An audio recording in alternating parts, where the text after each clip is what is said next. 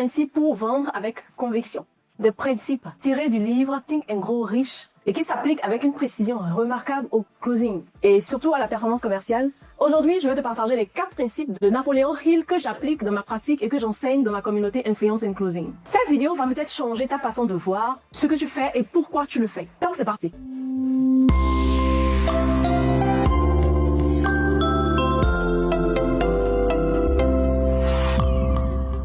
Le désir brûlant, avoir un pourquoi plus grand que les obstacles. Ce premier principe est le fondement de tout le reste. Et c'est celui qu'on place en premier dans notre communauté. Non pas par hasard, mais parce que je suis convaincu que sans ce principe, rien d'autre ne fonctionne vraiment. Ce principe, c'est le désir. On ne parle pas ici d'un vague souhait, on ne parle pas d'une envie confortable, mais plutôt d'un désir brûlant, obsessionnel, précis, daté, qui transforme la façon dont tu perçois les obstacles. Lorsque le désir est ordinaire, tu te dis « je vais réussir si les conditions sont favorables ». Mais un désir brûlant t'amène à dire « je vais réussir quelles que soient les conditions ». La différence entre ces deux formulations n'est pas stylistique, elle est fondamentale. Elle détermine ce que tu feras quand les choses deviennent difficiles. Et en closing, les choses deviennent toujours difficiles à un moment donné. La question centrale est « qu'est-ce qui te fait te lever et appeler le lendemain d'un jour de non répété, le lendemain d'un jour où tu as reçu des rejets? Si la réponse est « j'espère que ça va mieux se passer », là c'est un vœu. Si la réponse est parce que dans 2 ans, je veux gagner 100 000 € par mois ou je veux construire X et que chaque appel me rapproche de mon objectif, même si je ne le vois pas encore, là c'est un désir brûlant.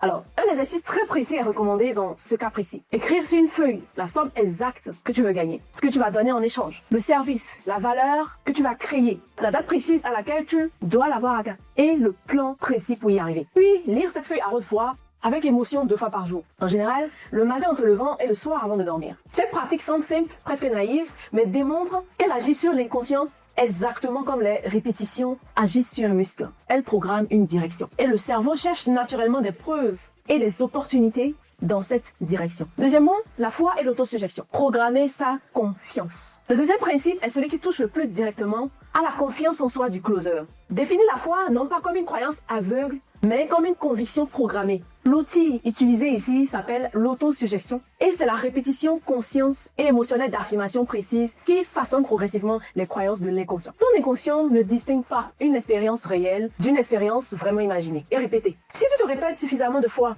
avec suffisamment d'émotions que tu es un closer d'élite, ton inconscient finit par le croire et guide tes comportements en conséquence. Ce n'est pas de la pensée magique, mais c'est de la neuroplasticité. Le cerveau se réorganise autour des pensées qu'on lui présente le plus fréquemment.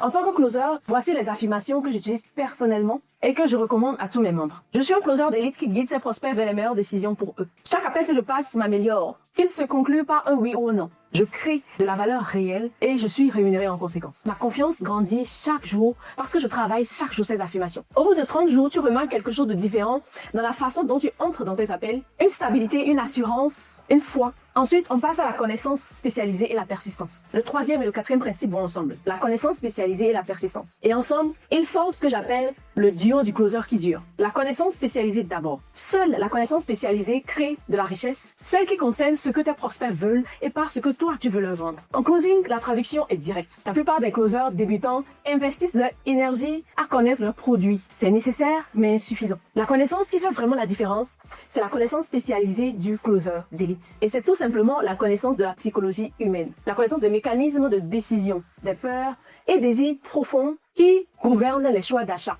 des signaux verbaux et non verbaux qui révèlent l'état intérieur du prospect. Savoir lire entre les lignes. Un closer qui comprend profondément la psychologie de ses prospects n'a presque jamais besoin de forcer la vente. Parce qu'il pose les bonnes questions, les questions stratégiques et ouvertes. Il crée les bonnes émotions au bon moment et il guide naturellement vers une décision qui sert vraiment le prospect. Ensuite vient la persistance. C'est l'histoire de cet homme qui cherche de l'or. Il creuse pendant des années et il abandonne à 3 mètres du filon le plus riche jamais découvert dans la région. 3 mètres. Cette histoire illustre une vérité qu'on observe chez presque toutes les personnes qui ont échoué dans leur recherche. Ces personnes s'arrêtent juste avant que leur travail porte ses fruits. En closing, les 60 premiers jours sont les plus difficiles. Les progrès sont invisibles. Les résultats tardent. Et c'est précisément là que la majorité abandonne. Si tu analyses la vie des personnes qui réussissent, tu trouveras qu'elles ont toutes traversé une ou plusieurs grandes crises avant de percer. Et c'est ce qui les a fait passer de l'autre côté Ça n'a jamais été un talent particulier, c'était simplement le refus de s'arrêter. Quatrièmement, il faudra utiliser le mastermind, c'est-à-dire la communauté comme accélérateur. Le mastermind, et sa définition est précise, l'alliance de deux ou plusieurs personnes qui travaillent ensemble en parfaite harmonie vers un objectif commun défini. La connaissance combinée avec le fait d'être bien entouré de ceux qui font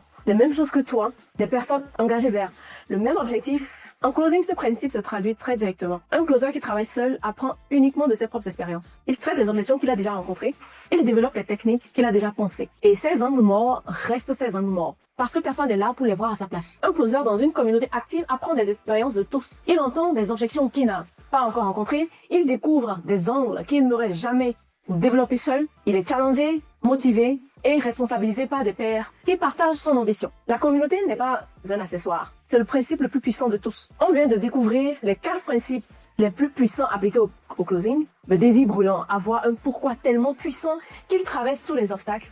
La foi programmée, construire délibérément, la conviction en sa propre capacité de réussir, la connaissance spécialisée et la persistance. Savoir ce que veulent vraiment tes prospects. Et ne jamais s'arrêter à 3 mètres du filon. Le mastermind, s'entourer de personnes qui partagent ton ambition et accélèrent ta progression. La façon d'être, la bonne mentalité, c'est exactement l'approche d'influence and closing. Je ne veux pas former des closers qui connaissent des scripts. Je veux former des closers qui comprennent les humains, qui croient en leurs valeurs et qui persistent malgré les obstacles et qui s'entourent des bonnes personnes. Le lien pour nous rejoindre dans la description. Like, commente, abonne-toi et dis-moi en commentaire quel est ton désir brûlant en vente en ce moment. À très vite.